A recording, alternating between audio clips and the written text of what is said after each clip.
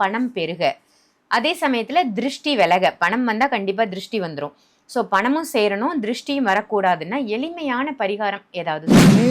வசியம் இருக்குது, நம்ம பயன்படுத்துகிற எல்லாத்துலேயும் வசியம் இருக்குது, தண்ணியில் வசியம் இருக்குது, நெருப்பில் வசியம் இருக்குது. புரியுதுங்களா? அதே மாதிரி செல்வம் பெருகிறது எப்படின்னு கேட்டிங்கன்னா, நார்மலாக சில பேர் பார்த்திங்கன்னா ஸ்டீல் பாத்திரத்துலையும் கிண்ண பாத்திரத்துலையும் 5-6 பெட்டியில் உப்பு வச்சு கண்டிஷ்டி பணம் வரவு பணம் தங்க 3 விஷயத்துக்கு. என்னன்னு கேட்டிங்கன்னா,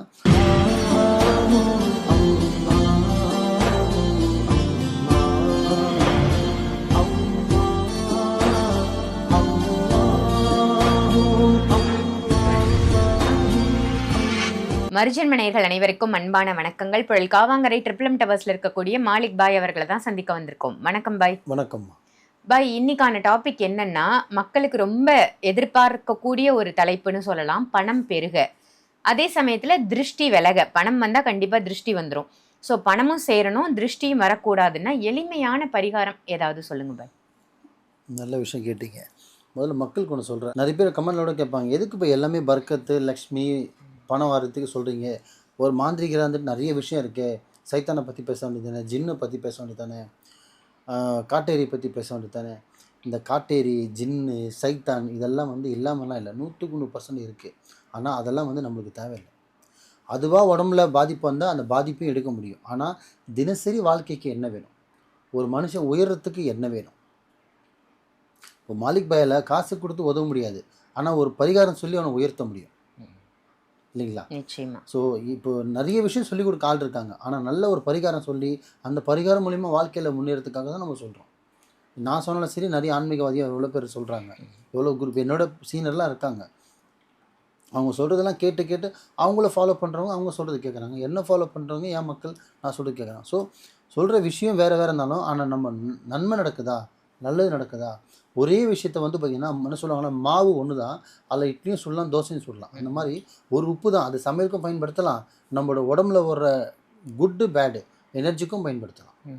அந்த எல்லாத்துலேயுமே வசியம் இருக்குது, நம்ம பயன்படுத்துகிற எல்லாத்துலேயும் வசியம் இருக்குது, தண்ணியில் வசியம் இருக்குது, நெருப்பில் வசியம் இருக்குது. புரியுதுங்களா? அதே மாதிரி தான் பணத்துலேயும் வசியம் இருக்குது. அதுக்கு தான் இந்த உப்பு தண்ணி, ஏன்னா எல்லாமே தண்ணி சம்மந்தப்பட்டது தான். உப்பு கரைச்சா என்ன ஆகும்? கரைஞ்சிரும், தண்ணி, அவ்வளோதான், தண்ணி தான். ஸோ இதுதான் ஹைலைட்டு. ஸோ அந்த அதுக்கு தான் ஒரு பரிகாரம் வந்து மக்களுக்கு பயன்படுத்தணும், மக்கள் வாழ்க்கையில் முன்னேறணும். பணம் தான் கொடுத்து மாலிக் வேலை உதவ முடியலன்னா ஒரு பரிகாரம் சொல்லி உதவினாங்கன்னா அதோட கிரெடிட் ஸ்கோர் எல்லாமே எனக்கு தானே, எல்லாம் இறைவனை தானே சேரும், எல்லாம் புகழும் இறைவனுக்கே. ஸோ இதுதான் நம்ம கான்செப்ட்டு. அதனால் மக்கள் அதில் மட்டும் தெளிவாக இருங்க, வேறு ஒன்றுமே கிடையாது. இப்போது நீங்கள் கேட்ட மாதிரி ஒரு ரொம்ப சிம்பிளாக பண்ணணும், வீட்டில் கண் திருஷ்டி விலகணும், பணம் பெருகணும் அப்படின்னா நிறைய பரிகாரம் சொல்லியிருக்கேன். பட்டு இப்போ நீங்கள் கேட்ட மாதிரி சித்தர் வழிபாடில் பயன்படுத்தின ஒரு குருங்கள் சொன்னது, ஆசான் சொன்னதுன்னு சொல்கிறேன். ரொம்ப பெரிய விஷயம் கிடையாது, எதுவும் வாங்கக்கூடிய அவசியமும் கிடையாது. ஆல்ரெடி நீங்கள் பயன்படுத்திகிட்டு இருக்கிற பொருளை நீங்கள் கரெக்டாக மாற்றி பயன்படுத்திட்டு இருப்பீங்க. நான் சொல்கிற முறையில் நீங்கள் பயன்படுத்திங்கன்னா 2 விஷயந்தான், ஒன்று கண் திருஷ்டி, ஒன்று பணம் வரவு பணம் தங்க, 3 விஷயந்தான். ஒன்று கண் திருஷ்டி, பணம் வரவு பணம் தங்க, 3 விஷயத்துக்கு. என்னன்னு கேட்டிங்கன்னா, நார்மலாக எல்லார் வீட்லேயும் கல் உப்பு இருக்கும், ஆனால் அது எங்கே இருக்குன்னு தான் முக்கியம். எல்லா இடத்துலையும் பார்த்திங்கன்னா கிச்சனில் இருக்கும், இல்லை டைனிங் டேபிள் மேலே இருக்கும். ஆனால் டேபிள் எந்த மூலையில் இருக்குன்னு யாருக்கும் தெரியாது. ஒரு வீட்டுக்கு ஒரு கார்னர் இருக்கும் டைனிங் டேபிள். அப்படி இருக்கக்கூடாது. வைக்கக்கூடிய இடம் பார்த்திங்கன்னா, முதல்ல கல் உப்பு எதுக்காக பயன்படுத்துன்னா, 2 கண்ணாடி பால் வாங்கிக்கணும். கண்ணாடி பால் மாதிரி கிண்ணுன்னு சொல்லுவாங்களே, கண்ணாடி பால் மாதிரி 2 வாங்கி, அதில் பார்த்திங்கன்னா ஃபுல்லாக உப்பு போட்டுருங்க. நிறைஞ்சி இருக்கணும், கீழே விடாத அளவுக்கு, காலில் படக்கூடாது, உப்பு நிறைஞ்சி இருக்கணும். ஸோ 2 பால் வாங்கிக்கிறோம், ஃபுல்லாக உப்பு நிறைய போட்டுருணும், வழி அளவுக்கு ஃபுல்லாக போட்டுறோம். அதில் ஒரு பால் எடுத்துகிட்டு போயிங்கன்னா ஈசானிய மூலையில் வச்சிடணும்.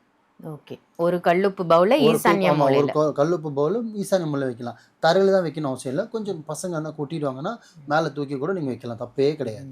ஆனால் அந்த மூலையில் அது அப்படியே இருக்கணும். இது ஒரு நாள் வைக்கிறது இல்லை, இதை நீங்கள் ரொட்டேஷன் பண்ணி மாற்றிக்கிட்டே கூட இருக்கலாம், அந்த அளவுக்கு ஒரு தன்மை உண்டு. ஸோ ஒரு பாலில் வச்சு, ஸோ இன்னொரு பவுல் இருக்குது பார்த்தீங்கன்னா, அந்த பவுல் என்ன பண்ணணும், அதுவும் அதேமாதிரி ஃபுல்லாக கல்லுப்பு போட்டு, ஒரு மிளகு இல்லைன்னா 2 மிளகு கூட போடலாம், இல்லை 4-5 மிளகு கூட போடலாம், தப்பே கிடையாது. இல்லை கொஞ்சம் கைக்கு நல்லா பிடிச்ச மாதிரி எடுத்து அழகாக அதில் தூணை மாதிரி போட்டுட்டு, அதை எடுத்து எங்கே வைக்கணும்னா, புதுசாக வீடு கட்டியிருக்கீங்க, இல்லை வீடு கொடுத்துன்னு போயிருக்கீங்க, இல்லை வீடு வாங்கியிருக்கீங்க, வீடு நல்லாயிருக்கு, கண் திருஷ்டி படுற மாதிரி உங்களுக்கே தோணுச்சுன்னா, இன்னொரு பால் எடுத்து என்ன பண்ணணும், உங்கள் வீட்டில் ஹாலில் என்ட்ரு ஆகிறோம் பார்த்தீங்களா, என்ட்ரு ஆகிற இடத்துல வாசலில் ரைட் சைடில் லெஃப்ட் சைட்லையோ வச்சுருங்க. லெஃப்ட்டில் வைக்கலாம், ரைட்டில் வைக்கலாம், சம்மந்தப்பட்டதில்லை. ஆனால் பார்க்குறவங்க கண்ணில் அது படணும், அதை வச்சுருங்க. ஸோ இது வந்து நீங்கள் ஹால்லேயும் வைக்கலாம். அதே மாதிரி அந்த பவுல் வந்து பார்த்தீங்கன்னா உங்கள் பெட்ரூமில் நுழைஞ்சா உங்கள் பெட்ரூம் நல்லா நல்லா கிராண்டாக இருக்குது, அங்கே கண் திருஷ்டி வந்துடும்னா அந்த இடத்துலையும் வைக்கலாம். ஸோ உங்கள் வீட்டுக்குள்ளே வரும்போது அந்த உப்பை பார்த்துட்டு அவங்க வந்தாங்கன்னா வந்து வீடு எவ்வளோ சூப்பராக இருக்குது அப்படின்னு சொன்னால் அவங்களே ஆச்சரியப்பட்டு கண் திருஷ்டி பட்டாலுமே அந்த கண் திருஷ்டி உங்கள் வீட்டுக்கும் படாது, உங்களுக்கும் படாது. அந்த உப்பு அதை தடுத்துடும். ஒரு வலை மாதிரி திருப்பி அவங்களோடவே அந்த கண் திருஷ்டி விலகிறமே தவிர கண்டினியூ ஆகாது. ஸோ 2 விஷயத்துக்கு பயன்படுத்தலாம். ஸோ கண் திருஷ்டி விலக. செல்வம் பெருகிறது எப்படின்னு கேட்டிங்கன்னா, நார்மலாக சில பேர் பார்த்திங்கன்னா ஸ்டீல் பாத்திரத்துலேயும் கிண்ண பாத்திரத்துலையும் 5-6 பெட்டியில் உப்பு வச்சுருப்பாங்க. ஸோ நிறைய வீடியோவில் சொல்லியிருக்கேன். ஒரு பீங்க ஜார் ஒன்று வாங்கணும், ஜாடி ஒன்று வாங்கி அந்த ஜாடியில் ஃபுல்லாக கல் உப்பு போட்டு அதை எங்கே வைக்கணும்னு கேட்டிங்கன்னா மேடைக்கு மேலே அப்படி அடுப்பு கிச்சன் மேடைக்கு கிச்சன் நல்ல வார்த்தைக்கு எடுங்க. அடுப்புக்கு கீழே அரிசி இருக்கணும், அடுப்புக்கு கீழே அரிசி இருக்கணும், மேலே உப்பு இருக்கணும், நடுவில் நெருப்பு இருக்கும். இதுதான் வாஸ்து. இவ்வளோதான். அடுப்புக்கு கீழே அரிசி, மேலே நடுவில் அடுப்பு, மிடில், டாப்பில் பார்த்தீங்கன்னா உப்பு. அவ்வளோதான். இது மூணுமே இந்த உப்பு பார்த்தீங்கன்னா ஜாடியில் வந்து கொஞ்சம் காலி ஆச்சா உடனே கொஞ்சம் போட்டுடணும், கொஞ்சம் காலி ஆச்சா உடனே கொஞ்சம் ஃபுல்லாக கொட்டி வழித்து எடுத்துகிட்டு அப்புறம் போய் கடையில் வாங்கினது கொட்டக்கூடாது. ஸோ கொஞ்சம் ஒரு அரைவாசி காலையும் போது அரைவாசி போட இதை நெருப்ப 2 விஷயம். அரிசியும் இப்படி தான் நெருப்பணும், உப்பும் இப்படி தான் நிறைய வைக்கணும் தவிர குறைய வைக்கக்கூடாது. இதை இந்த சொன்ன 3 விஷயம், ஒன்று வாசலில் வைக்கிறது, ஒன்று வடகிழக்கு முள்ள வைக்கிறது ஈசான முள்ள, ஒன்று வந்து அடுப்புக்கு மேலே வைக்கிறது. இந்த 3 உப்பு மட்டுமே நீங்கள் கரெக்டாக பயன்படுத்தினீங்கன்னா வீட்டில் கண் திருஷ்டி விலகிரும், தரித்திரமும் விலகிரும், வருமானம் பெருகும், வருமானம் தங்கும். முழு நம்பிக்கையோடு செஞ்சு பாருங்கள். உங்கள் மாலிக் பாய் நான் சொல்லியிருக்கேன், கண்டிப்பாக பலன் உண்டு. ஸோ நல்லதே நினைங்க, நல்லதே செய்யுங்க, நல்லதே நடக்கும். ரொம்ப அற்புதமான தகவலாக கொடுத்தீங்க பாய். என்னென்னா கல்லுப்பு அப்படின்னு இல்லாமல் அந்த கல்லுப்பில் பணம் சேர்றதுக்கும் வழி, கண் திருஷ்டி போகிறதுக்கும் ஒரு சிறப்பான வழி அப்படின்னு சொல்லி ரொம்ப எளிமையாக மக்களுக்காக சொன்னதற்கு நன்றி பாய். நன்றிம்மா.